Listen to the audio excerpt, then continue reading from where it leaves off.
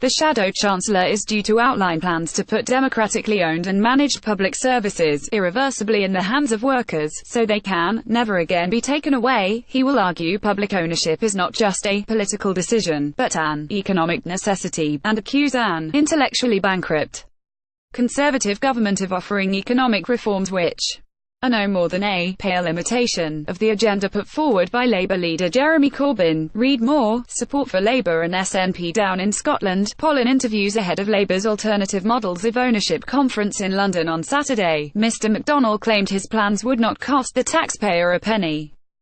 Told Sky News, it would be cost neutral because you would be bringing into public ownership an asset. In addition to that, you would not just have an asset, that asset would give you income. Instead of that income going to shareholders, it would come to the taxpayer. Asked if public ownership would cost absolutely nothing, he replied, exactly that. In fact, we believe, because we would manage it more effectively and we would cut out the drain of resources by the shareholders, we believe we would be able to reduce customer prices and invest in the industry and make it more efficient. Mr McDonnell's comments sparked business concern, while critics suggested the plans would cost taxpayers billions of pounds.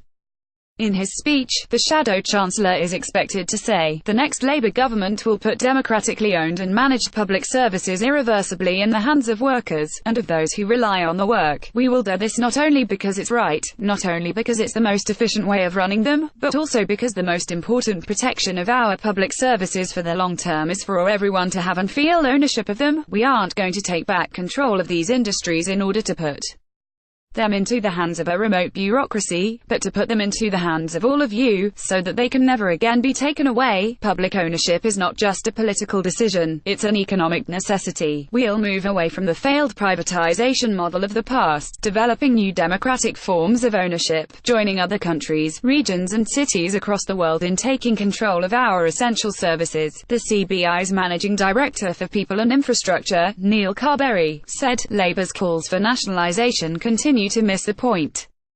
At a time when the UK must be seen more than ever as a great place to invest and create jobs, these proposals would simply wind the clock back on our economy. If Labour turns its back on good collaboration between the government and the private sector, public services, infrastructure and taxpayers will ultimately pay the price. Mr McDonnell will announce the creation of a working group to look at how cooperatives can grow, expand and access capital, and to decide which sectors should be prioritised in the expansion of cooperative ownership. He will also use the speech to accuse the Conservatives of being intellectually bankrupt. Read more. Labour MP Hugh Gaffney to attend diversity training. After Burns' night rant, McDonnell will say, under the Tories, Britain is now seriously out of step with our international partners, failing to keep up with them. The Conservatives are intellectually bankrupt, caught between clinging on to the failing dogmas of the past and offering a pale imitation of the radical change which Jeremy Corbyn's Labour Party now offers. Treasury Chief Secretary Liz Truss said, independent reports show Labour's renationalisation plan will cost taxpayers billions and lead to worse services for people. Labour would put politicians in charge of running everything from the phone lines to electricity supply, meaning people have nowhere to turn when things go wrong. That didn't work last time and won't work this time.